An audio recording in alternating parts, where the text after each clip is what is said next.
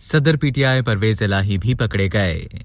पाकिस्तान तहरीक इंसाफ के सदर और साबिक वजीर आला पंजाब चौधरी परवेज इलाही को गिरफ्तार कर लिया गया। एंटी करप्शन पुलिस ने चौधरी परवेज इलाही को लाहौर में उनके घर से करीब गिरफ्तार किया।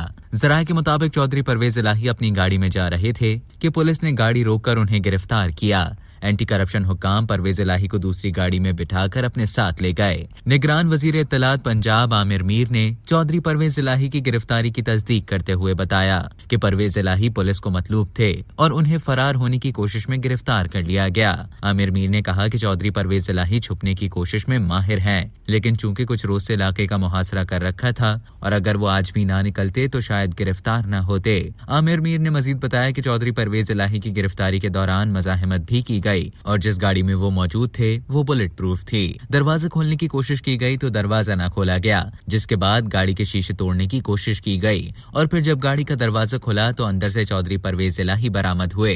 याद रहे कि चौधरी परवेज इलाही ने करप्शन के मुकदमे में अदालत में अबूरी जमानत की दरखास्त दायर की थी।